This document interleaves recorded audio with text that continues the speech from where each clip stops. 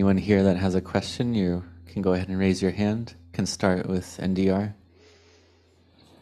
Hi, Ajahn Anan. Very happy to see you here. Thank you for your teachings. I have a question. Can you explain the difference of sati and sampajanya? Thank you. So this quality of mindfulness, of recollection, and the quality of sampajanya, you can call it clear awareness, clear knowing.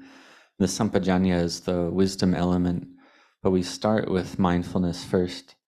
So whatever we do, we strive to have mindfulness with that, whether standing, sitting, walking, or lying down. So we have mindfulness with all our postures and movements, but we also have clear awareness with whatever we're doing. That's sampajanya.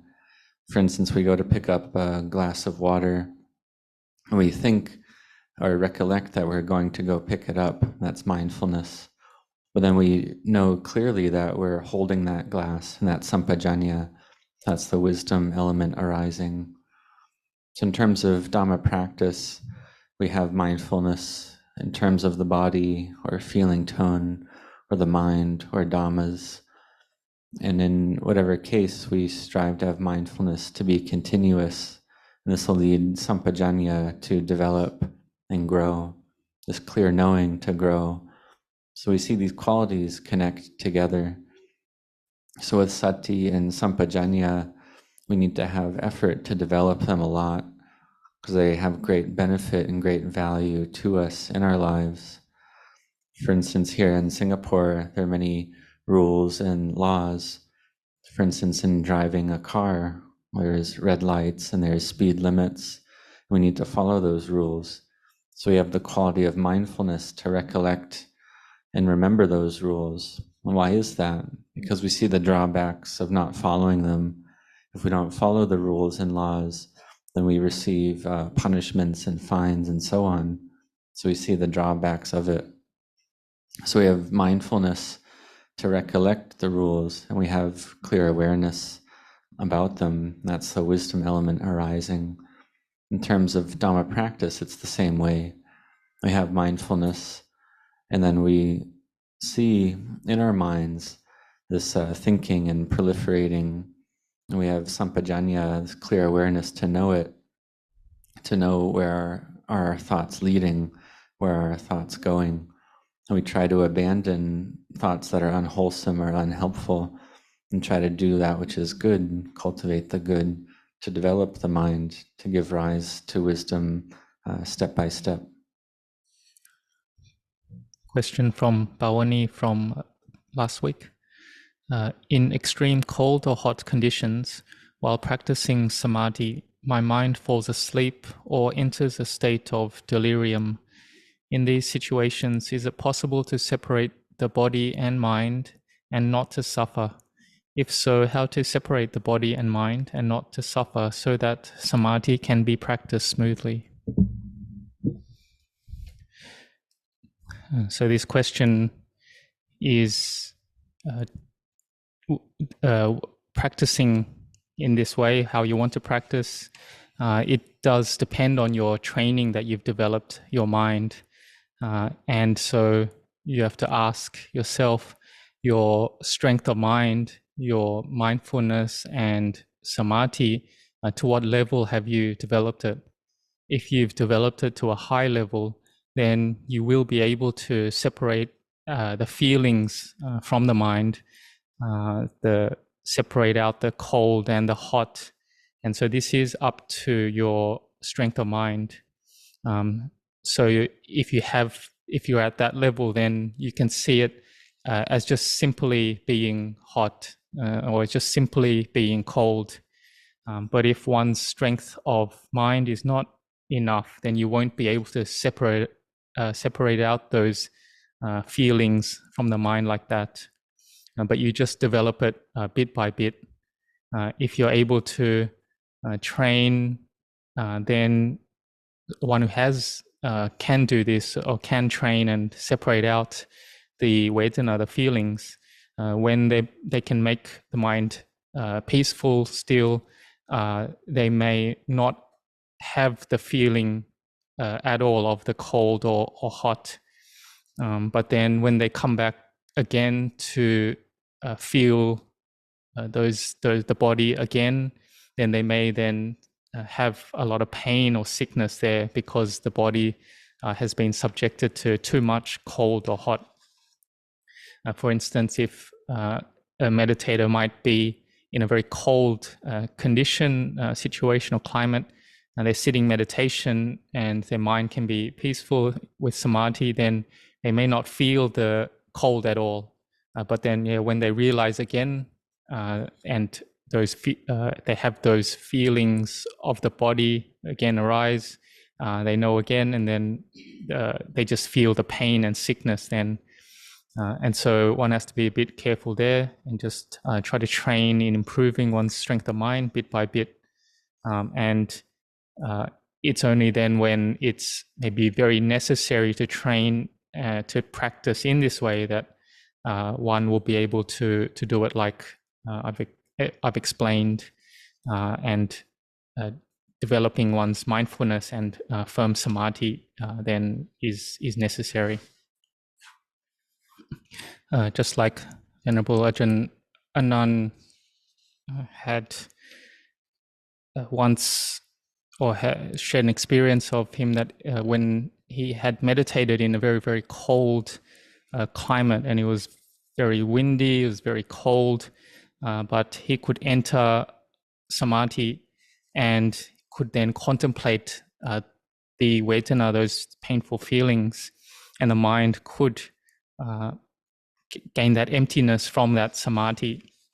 And then 1 hour later, when he sort of came out from that samadhi, at first the body didn't have any sort of reaction to being in that very cold climate, but later on, soon he caught the flu from that.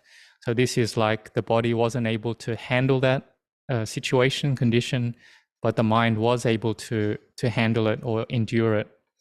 So the mind could separate the feelings out like that. But we do have to be a bit careful about this. There was another time, like in terms of mosquitoes, in Singapore, it looks like there's not too many mosquitoes there. But in the forests in Thailand, there's lots of mosquitoes. And so once Venerable Ajahn Anan was meditating in the forest, and his samadhi was coming together or gathering together, and the mosquitoes started biting, and he just endured it, entered into samadhi, and every time the mosquito would bite once, he'd have the rapture arise in the mind, coming up every time a mosquito bit. And so this was the mind able to overcome and you could say fight against that painful feelings. And so sitting in meditation and samadhi like that for about an hour, and then coming out from that meditation or samadhi, he saw his hands were full of mosquitoes that couldn't even see his own skin on his arms. And so that type of practice is okay if your body isn't going to can handle it. It's not going to get scarred from maybe that amount of mosquito bites. And so this is something that one can try to train in sometimes, training against by overcoming vedana, painful feelings.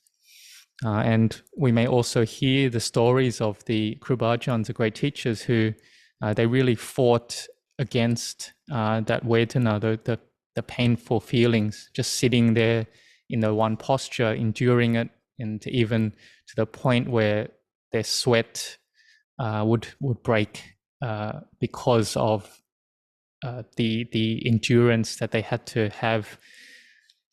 And so we can try to practice in this way a little bit, and until we're able to overcome and pass that those painful feelings.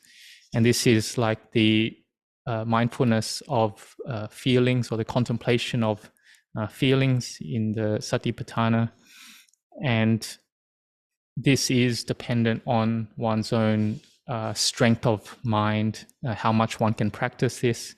But you do have to be a bit careful. If you can't handle it so much, the body can't, then you may end up having sickness from this.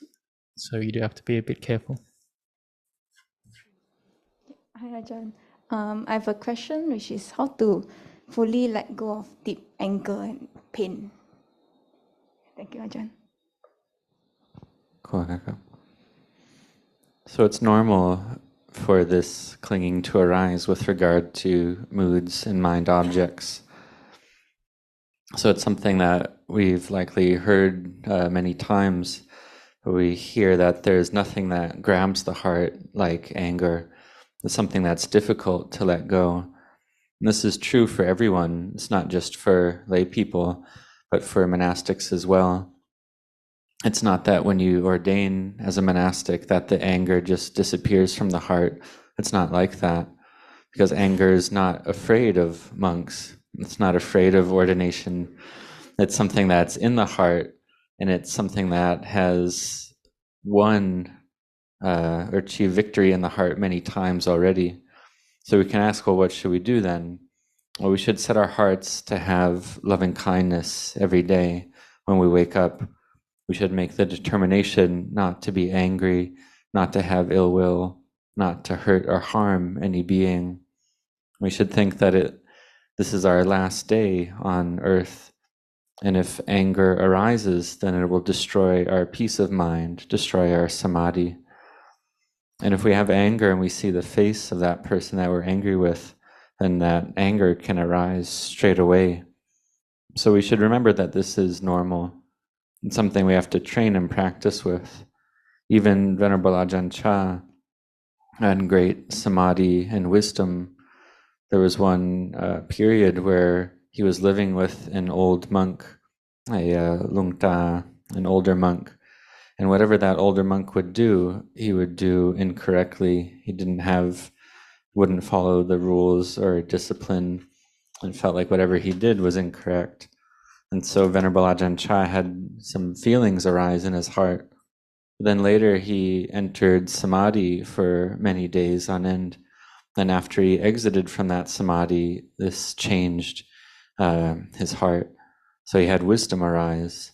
So we see that Venerable Ajahn Chah had samadhi that was very powerful and strong, but his moods would be very powerful and strong as well. But the samadhi was able to control the moods of in Venerable Ajahn Chah. And in the end, the wisdom arose and he was able to let go. So for ourselves, we are beginning to train. We do it bit by bit, gradually. Our samadhi isn't firm yet, so therefore we practice restraint to control our behavior of body and speech. So if we have anger arise, then we control our behavior first. And then one day we'll be able to succeed and win over that anger. But we do this gradually, bit by bit, step by step. And so we have the mindfulness to recollect and have the awareness to feel, to be aware of that anger, and to ask, well, who is it that's angry? And before the mood arose, or before the sense impression arose, then was that anger there? Oh no, it wasn't there. We see that it comes first from sense contact. And with that sense contact, then there's a mood that arises. And so this is normal for it to happen like this. So we practice letting go bit by bit, one step at a time. And then we gradually bring the mind to peace and samadhi. And when that samadhi is firmly established, then wisdom can arise. Because without that wisdom and samadhi, when the moods and sense impressions arise, the mind and the sense impression are like one thing. Because there's clinging there, the mind clings immediately. We feel like there's one thing. that they're just one thing, the mind and the mood. There's a sense of self, a sense of me and you. So we have to train and practice to see that there's no me and no you. And when we see that, then the mind is empty and we're able to let go.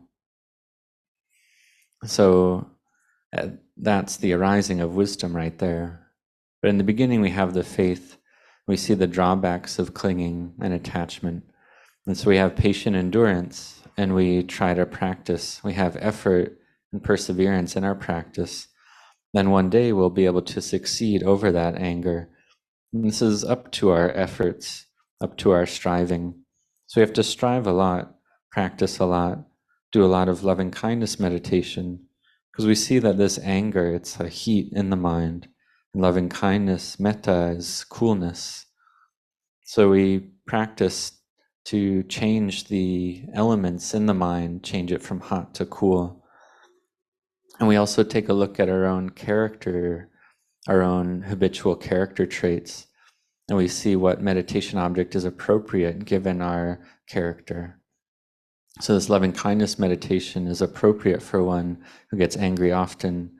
It can help the mind become peaceful more easily to give rise to wisdom. This is something that takes time.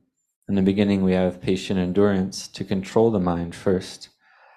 And then we recollect that one day we must die. And that could be today.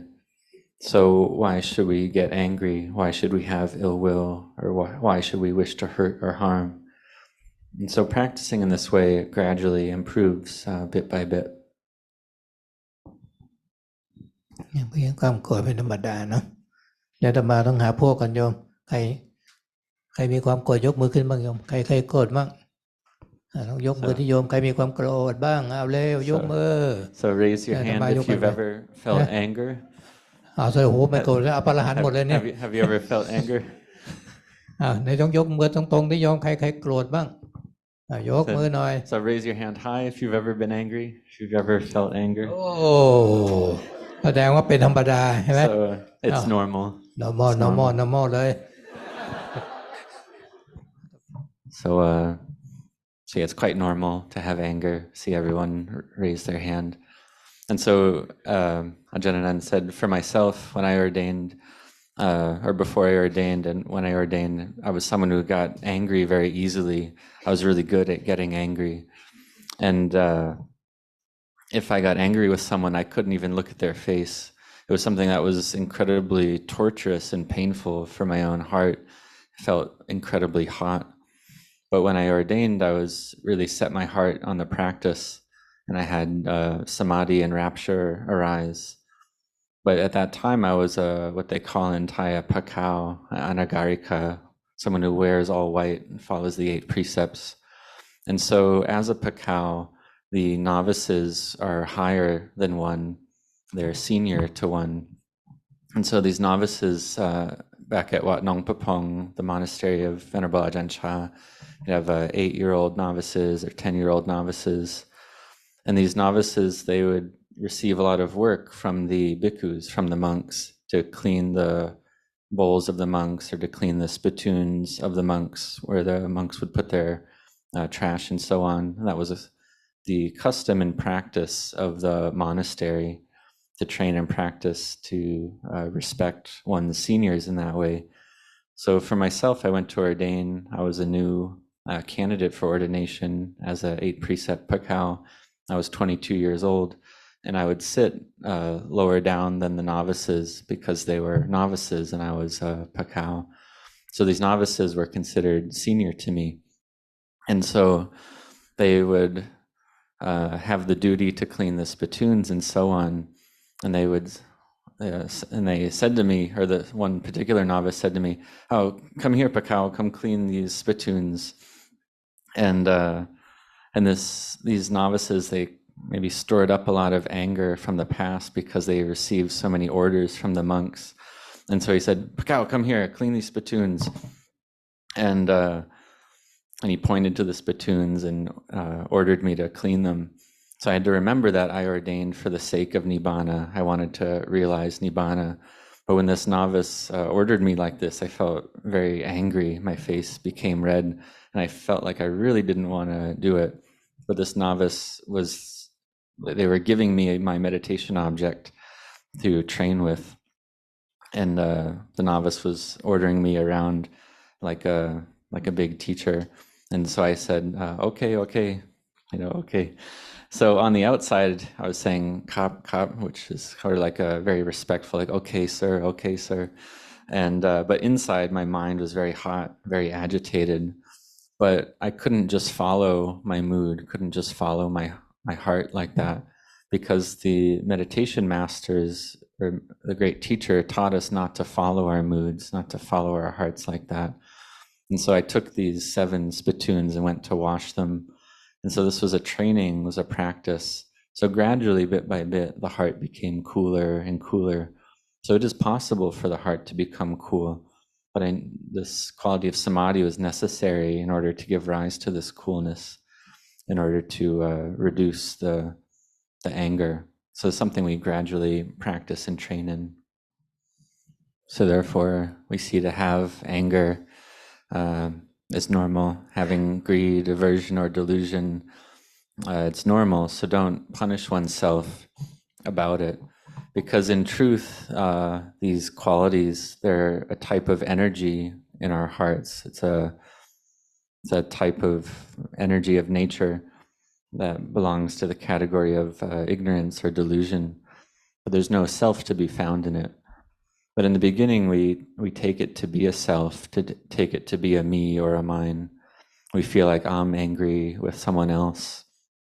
So therefore, we cultivate loving kindness, the Brahma Vihara of metta.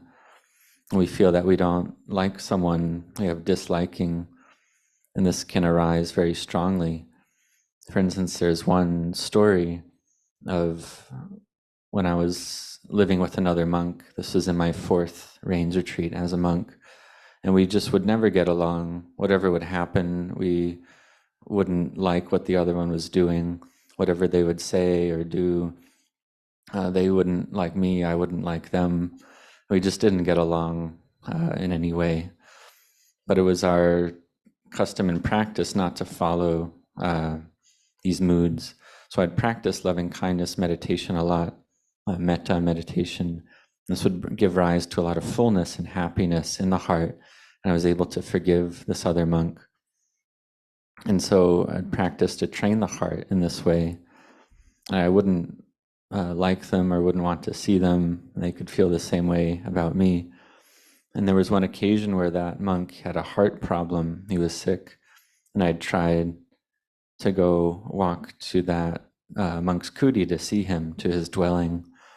And I practiced loving kindness meditation to dispel any anger. That's something it's hard to believe, kind of unbelievable, but halfway to his kuti, my feet just stopped walking. I couldn't make my feet step any further. It was about 200 meters to go to reach his kuti. And it was like the quality of aversion just grabbed my heart, made it impossible for my body to move any closer to his dwelling. So I had to return to my own dwelling, sit meditation, do loving kindness practice again, then try to walk again. And this process happened actually many times until I was able to actually reach that monk's dwelling. But when I was able to reach it, my mind felt incredibly spacious and open and free. So this is something we have to train in. We have to persevere, make effort. And if we don't have samadhi, then we patiently endure bit by bit and train bit by bit. And it's something that can gradually improve. So if there's something we don't like or something that goes against our wishes, feels kind of goes against what we want in our heart, then we have to give rise to energy in order to practice with it, in order to succeed over it. Namaskar Longpo ka. My question is how do you believe that the practice will work on your the patient endurance? How do you know that this will give results, or this you practice the patient's endurance, it is going to give results, or it's worth doing this? So like, so both things, patience, endurance, and the practice of this metta, when Long Paul talk about that. So it's something we train in a little bit at a time, step by step, gradually.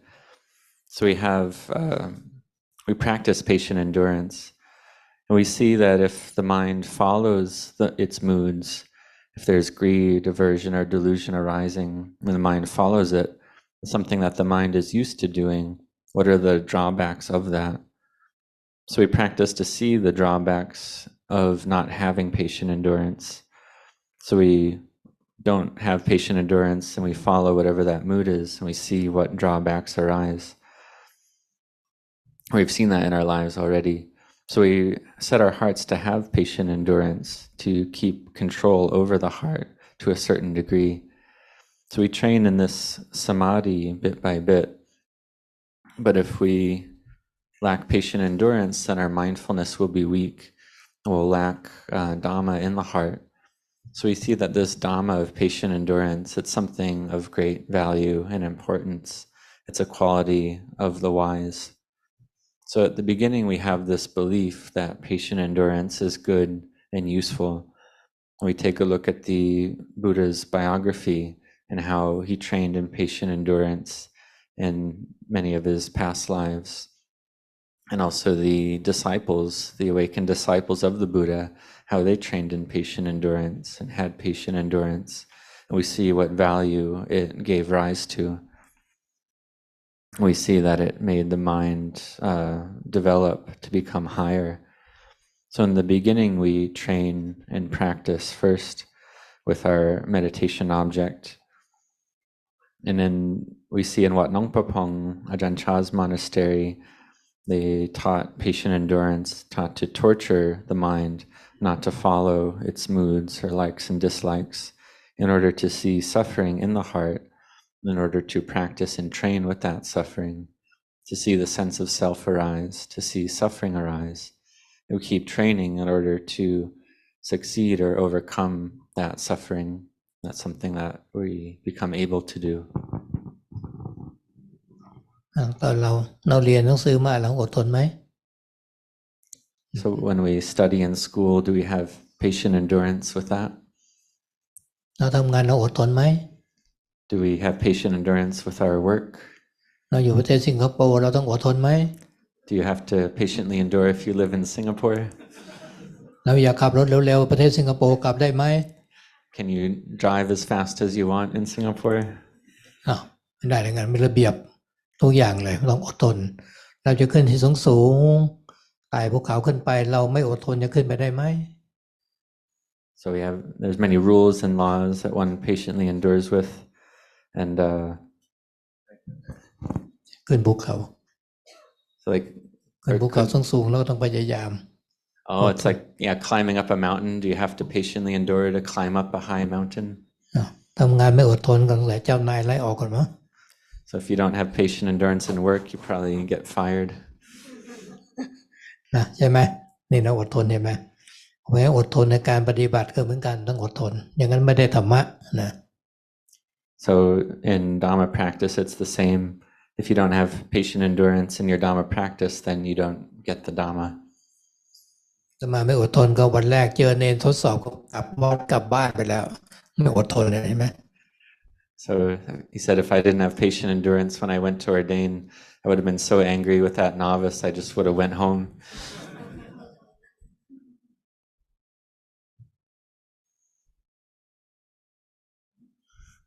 คงจะได้สักหนึ่งคำถามบ้างเดี๋ยวเรากลับบ้านอีกรอบมันจะดึกแล้วเนี่ย Maybe just one more question.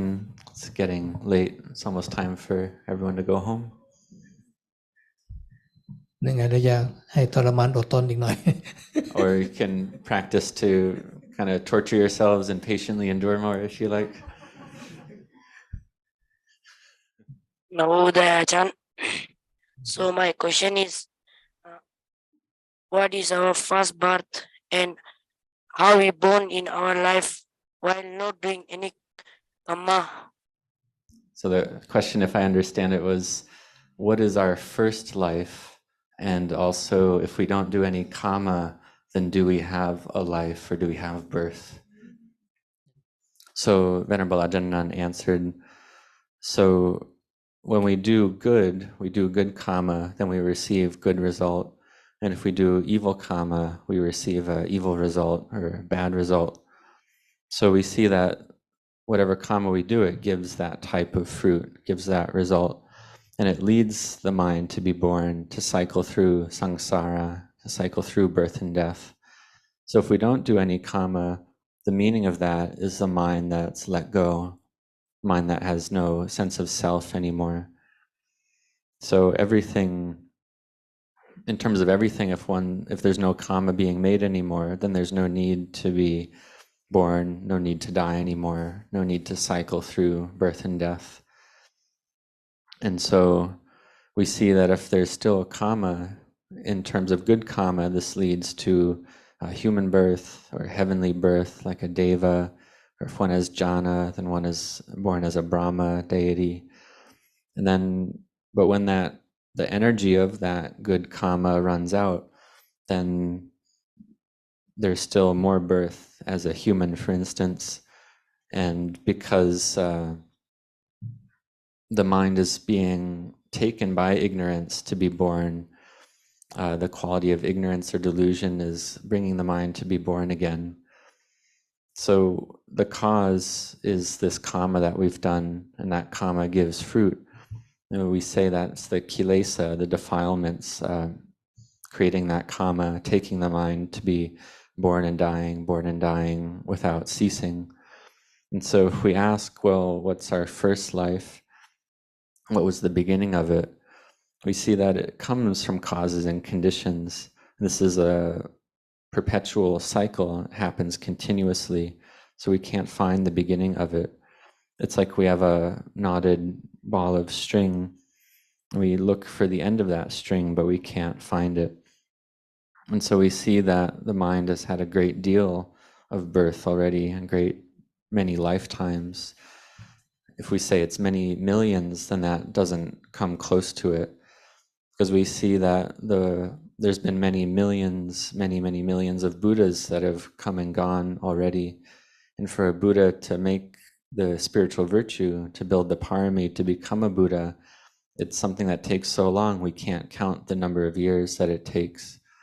And so we see that for ourselves, we've had an incredibly large number of lifetimes already.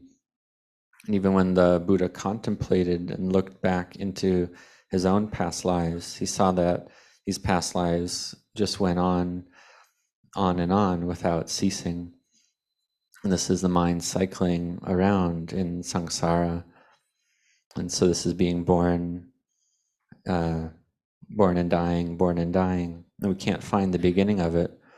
So it's like this, we can't find the beginning. It's something that we shouldn't search for.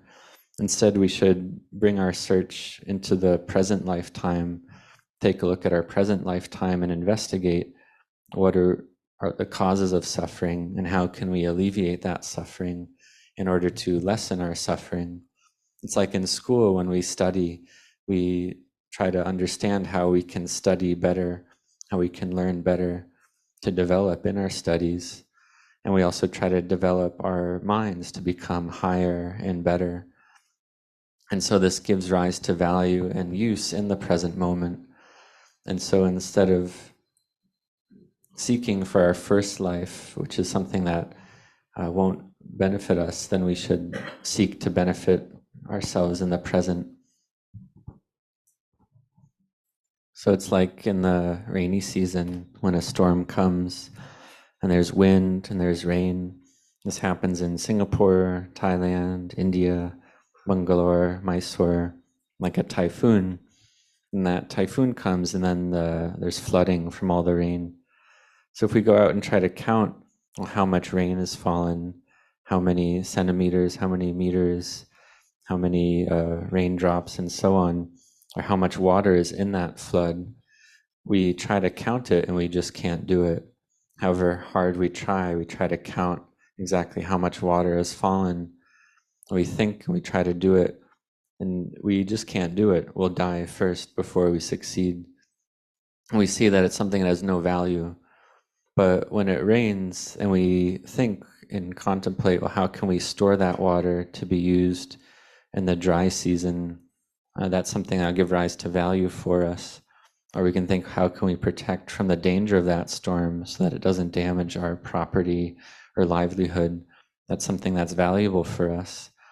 So in terms of samsara, we try to seek and find a beginning. We're not able to find it. It just gives rise to agitation in our mind, something that doesn't benefit us. So you can contemplate like this. คงจะพอสมควรแก่เวลาเนาะจะได้ฝากกันไหว้พระสวดมนต์ So it should be enough for today. Can receive the blessing.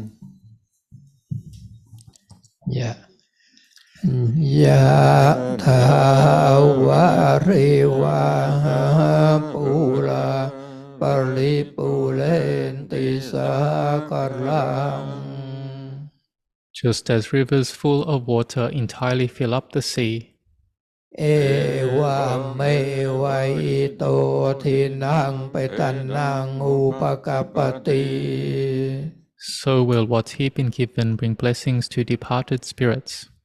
อิจิตังบัติตังตุมหัง May all your hopes and all your longings, อิปะเมวะสมินจันตุ come true in no long time.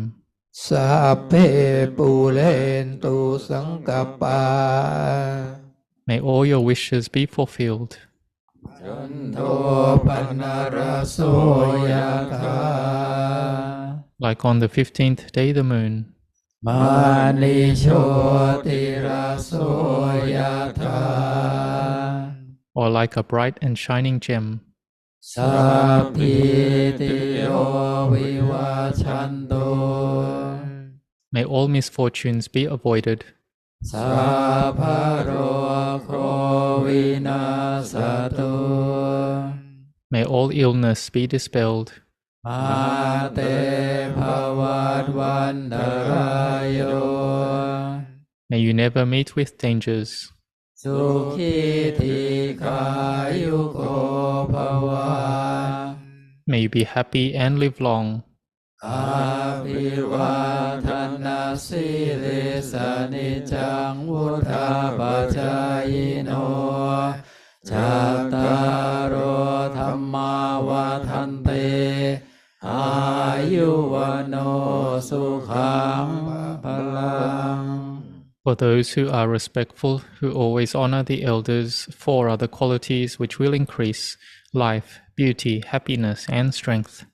ภวตุสัพพมังคลัง May every blessing come to be. รักขันตุสัพพเทวตา And all good spirits guard you well. สัพพพุทธานุภาเวนะ Through the power of all Buddhas, สัพพธัมมานุภาเวนะ through the power of all Dhammas, สัพพสังฆานุภาเวนะ through the power of all Sanghas, สัทธาโสทิภวันตุเต may you always be at ease.